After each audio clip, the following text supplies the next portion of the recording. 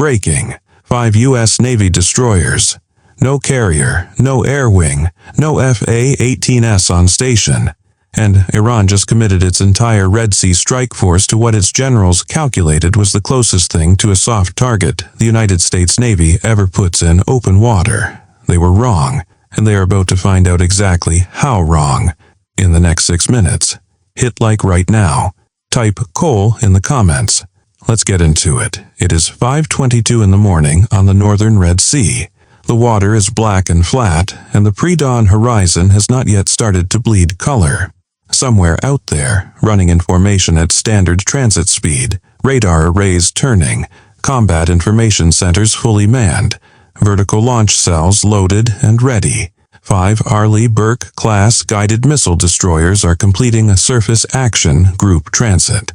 No carrier behind them, no carrier in front of them, no air wing cycling overhead. Just 5 hulls, 5 crews, and a combined firepower package that Iran's intelligence apparatus had apparently never bothered to calculate before it made its decision. Tehran looked at the radar picture and saw an opportunity. That was the mistake. Here is what Iran's intelligence picture showed them. 5 warships without a carrier in support. In Iranian military doctrine, built around the logic that American naval power projection depends on the carrier as its central node. A destroyer group without a carrier is exposed. The carrier is where the aircraft come from. The carrier is where the airborne early warning comes from. The carrier is the reason a surface action group can fight in 3 dimensions at once.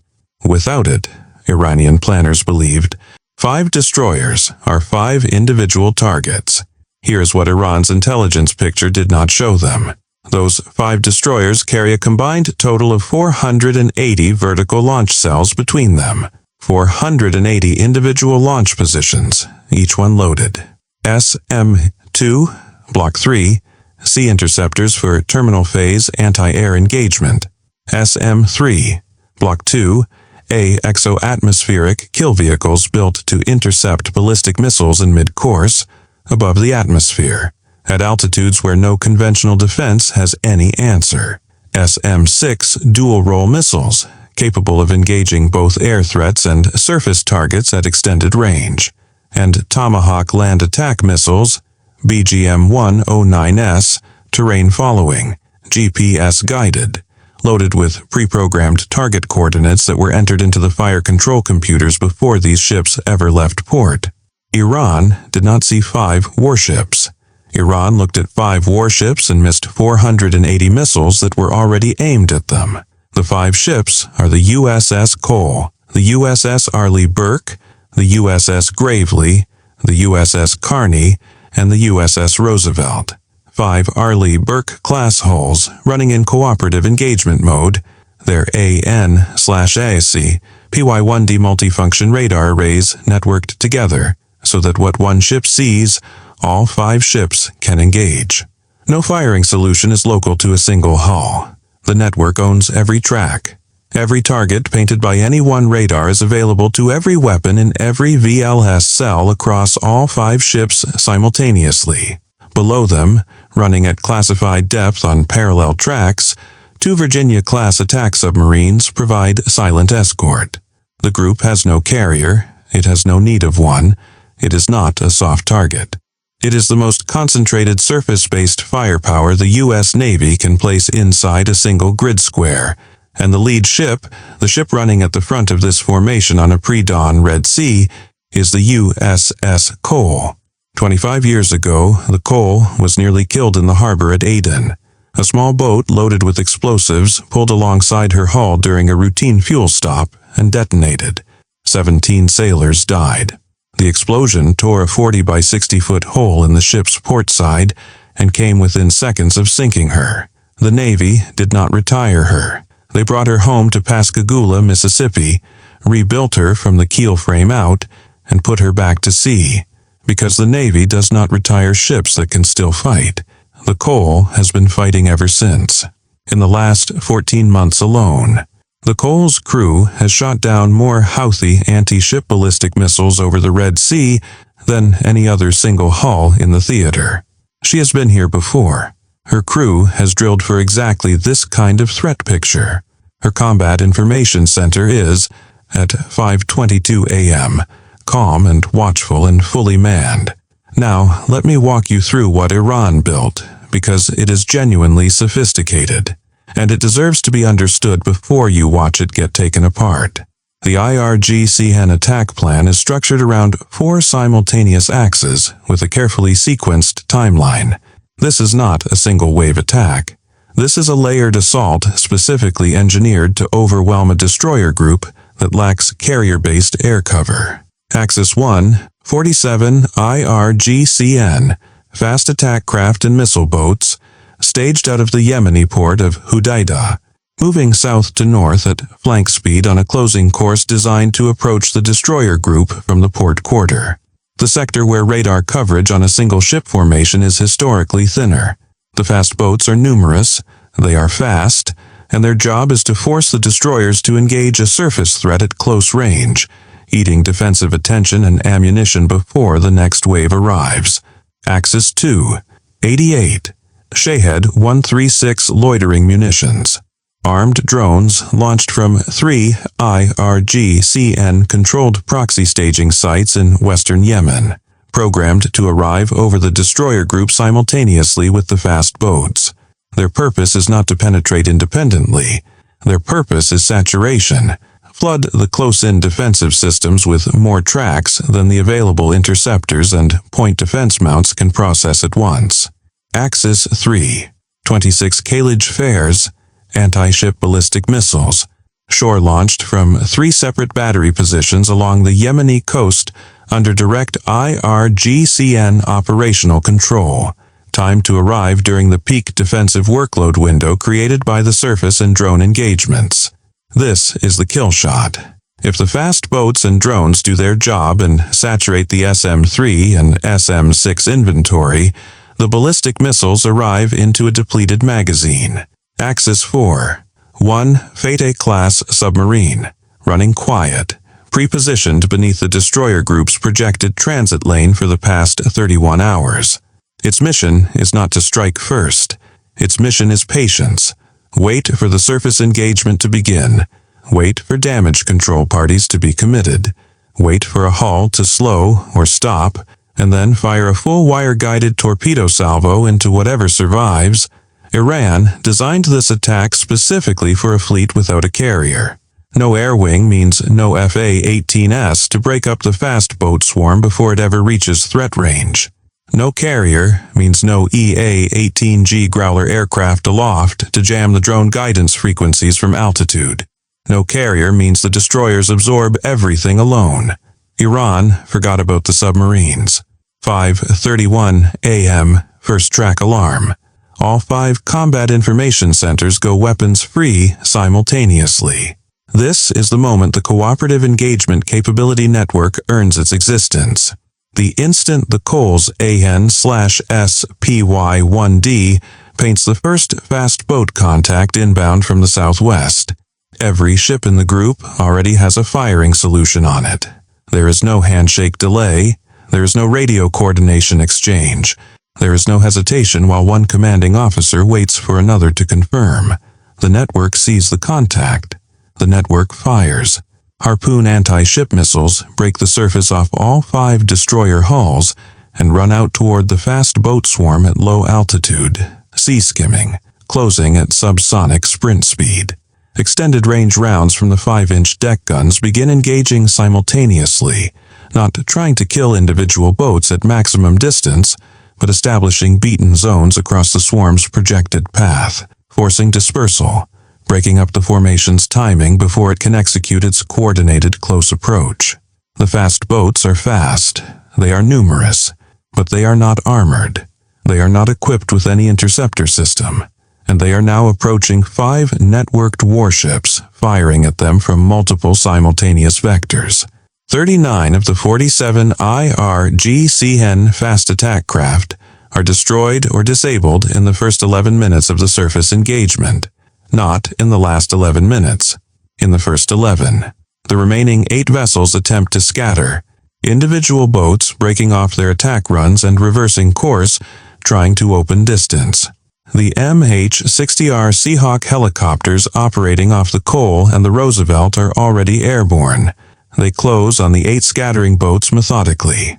Not one fast boat reaches weapons release range. Not one. The drone swarm arrives at 5:38 a.m., 88, Shahed 136, loitering munitions crossing the horizon in a compressed arrival envelope designed to overwhelm point defense. They run directly into an electronic warfare blanket that the 5-ship network generates cooperatively. Jamming power distributed across every known Shahed guidance frequency variant. Not one ship jamming in isolation, but 5 ships combining their electronic warfare output into a single, coordinated suppression field. 52 drones lose coherence within 40 seconds of entering the jamming envelope. Guidance severed. They fall. The remaining 36, operating on backup autonomous targeting logic that does not require continuous uplink, press through. They are engaged by rolling airframe missiles, firing in ripple sequence off every available mount across the 5 hulls, and by Phalanx C-IIWS systems cycling at their maximum rate. 20 rounds downrange per second per barrel, each system tracking and engaging independently while the RAM mounts handle the longer-range intercepts.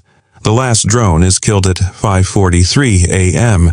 No hull is struck, not by a single Shahed, not one. The Khalij Fair's ballistic missiles come off their launch rails at 5:40 a.m., 26 tracks in a compressed salvo, arriving in a deliberately tight time window designed to exhaust the SM-3 inventory before all tracks are killed. They are fast. They are on steep terminal trajectories. They are precisely the threat the SM-3 Block 2A was built for. The 5 destroyers fire in coordinated intercept sequences. SM-3s climbing vertically off the Red Sea surface, booster stages separating, kill vehicles separating, climbing through the stratosphere and into exo-atmospheric intercept altitude, where the Khalij Far's missiles are still in mid-course. Crew drills run in the hundreds of hours specifically for this geometry. The intercept sequences are not improvised. They are executed. 23 of the 26 ballistic missiles are killed in mid-course, above the atmosphere, before they ever enter terminal phase. The remaining 3 complete mid-course and enter terminal dive. SM-6S and SM-2, Block 2, ICs engage them in the final descent. Endgame intercepts. All 3 are destroyed. The closest detonation point is 1.8 nautical miles from the USS Gravely's hull. Every ballistic missile in the salvo is dead. Below the surface, the USS Minnesota, one of the 2 Virginia-class submarines running escort on parallel track, has been tracking the Fateh-class IRGCN submarine for 19 hours. Not since the attack began. For 19 hours before the attack began. The moment the surface engagement opens at 5:31 a.m. and the Fateh class begins its torpedo approach run, increasing depth slightly, adjusting course toward the closest destroyer hull, opening outer tube doors, the Minnesota is already inside its firing solution. The Fateh class never reaches weapons release depth. The engagement lasts 4 minutes. There is no second engagement. There is no debris recovery. There is no distress signal. The water closes over that location and the Minnesota returns to its escort track. 5:51 a.m., 20 minutes after first contact. Stand by for the scorecard because I want you to understand what just happened before this moves into the next phase. All 5 Arleigh Burke-class destroyers are intact. 0 hull hits recorded across all 5 ships. 0 American sailors killed. 0 wounded seriously enough to remove from duty. Iran committed the full weight of its Red Sea IRGCN strike capability. 47 fast boats, 88 drones, 26 anti-ship ballistic missiles, and a pre-positioned attack submarine, to killing 5 destroyers it assessed as unprotected. Every element of that attack was engaged and destroyed. The water around the destroyer group is burning in 4 locations, where IRGCN fast boats are completing their descent. The sky overhead is clean. The radar screens inside 5 combat information centers show clear scope. You are aboard the USS Cole right now. You are a fire controlman, 23 years old, from Clarksville, Tennessee. You have been on watch since 0200. Your board just went from the most saturated threat picture you have ever seen in live operations to clean scope in less time than it takes to watch a television episode. Your hands are steady because the training made them steady. Your commanding officer's voice comes over the internal circuit, flat, even, and 2 words, stand by.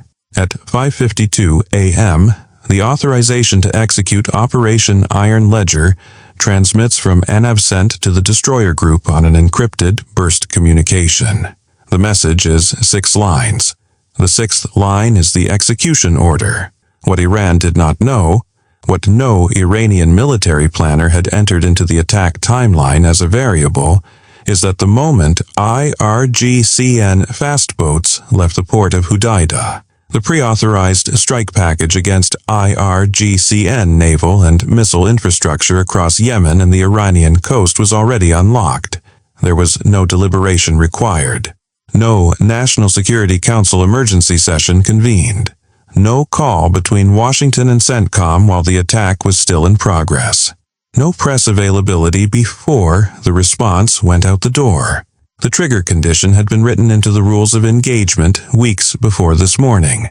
Any coordinated multi-axis kinetic attack on a U.S. Navy surface action group activates the pre-built response automatically. The response does not wait for permission. The permission was granted in advance.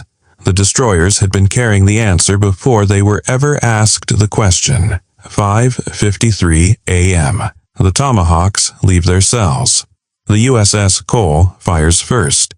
Her forward and aft VLS cells begin cycling. BGM-109.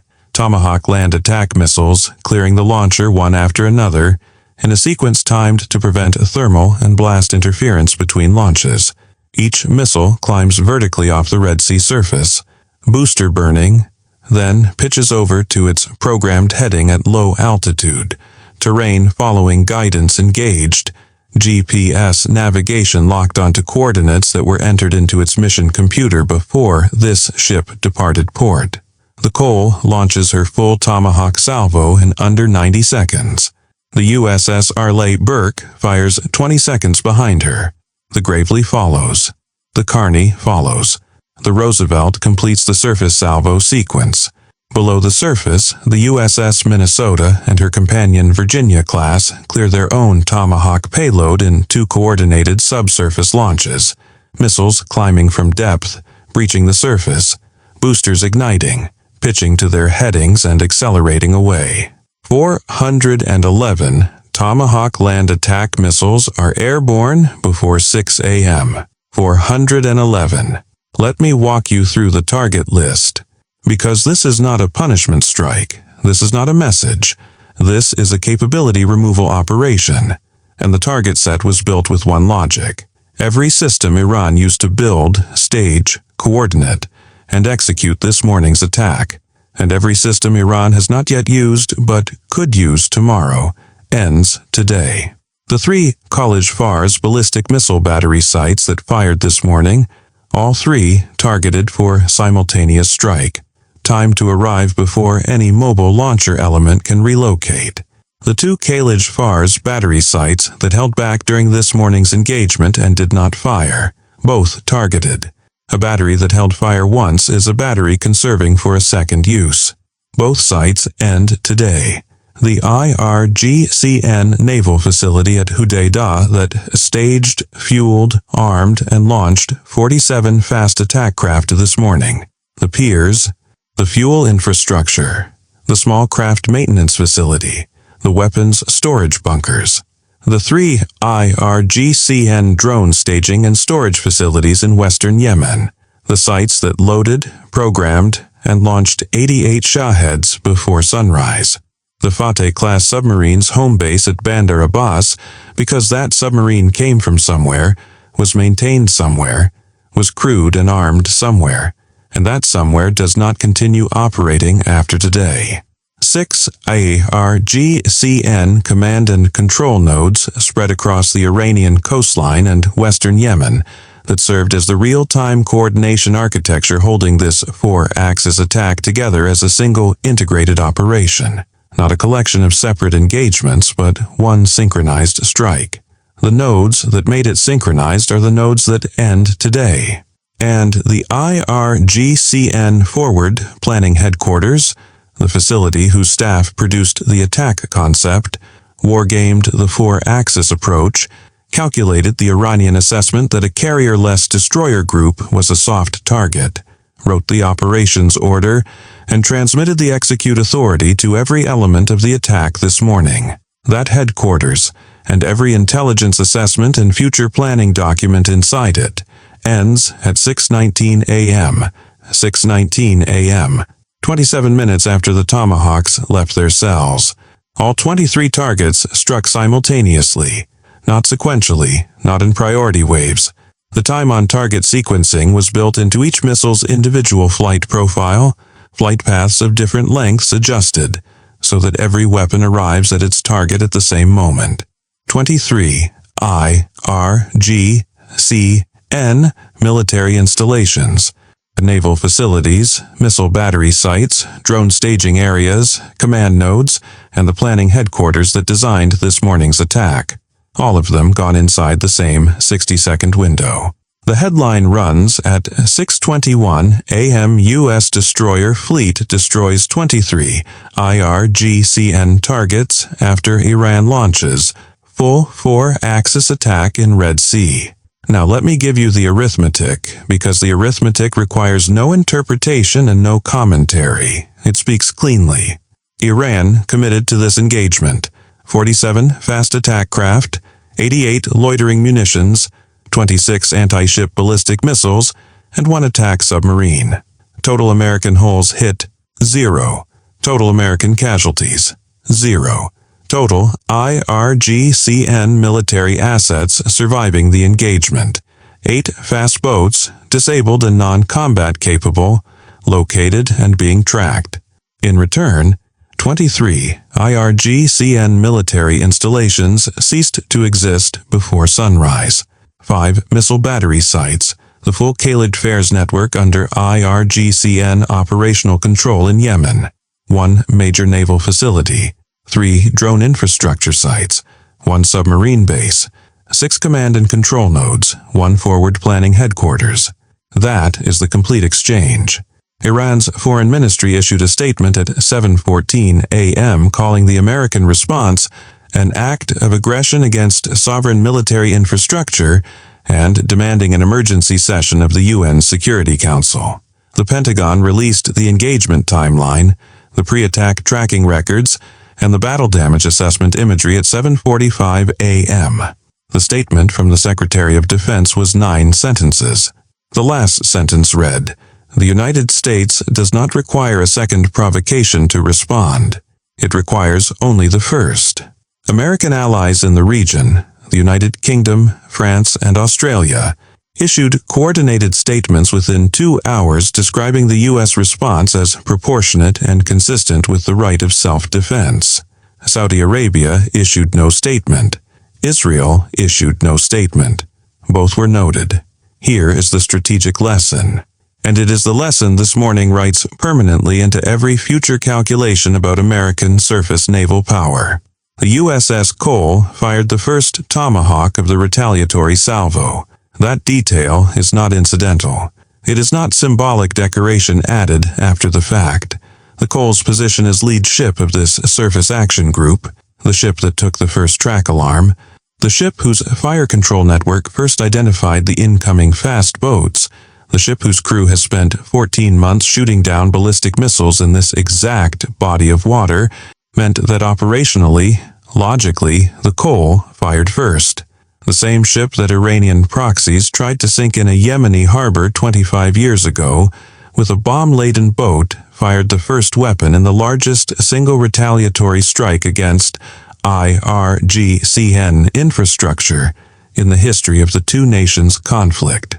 25 years later, same ship, same sea, different result. Iran looked at a destroyer fleet without a carrier and saw weakness. What it found was 480 vertical launch cells networked across 5 holes. 2 silent Virginia-class submarines that Iran's entire intelligence apparatus could not locate. A cooperative engagement radar network that sees everything it is pointed at, shares every track instantly, and fires from whichever hull has the cleanest angle. And a pre-authorized strike package that was already loaded, targeted, and waiting, not for permission, but for the trigger condition Iran provided the moment its fast boats cleared Hodeidah. Iran challenged the wrong fleet. There was never a version of this morning where that ended differently, not with this crew mix, not with this weapons inventory. Not against 5 Arleigh Burke-class hulls running cooperative engagement mode with submarine escort on a pre-planned transit route with a pre-built response package already locked into the fire control computers. The Red Sea this morning is calm. The 5 destroyers are on course. The combat information centers are standing watch. The VLS cells are being reloaded. And somewhere in Tehran, a room full of military planners is looking at 23 destroyed facilities on a satellite imagery readout, the full physical inventory of what they spent years building and positioning, and doing the same arithmetic the rest of the world just finished. Was the response justified, or did it go too far? Drop your answer in the comments right now. Type "Cole" if you believe the Navy delivered exactly what was needed. Type "Too far" if you think the retaliation crossed a line, and if you are new here, subscribe, because this channel covers the stories that matter, at the level of detail they deserve, before anyone else puts them on your screen.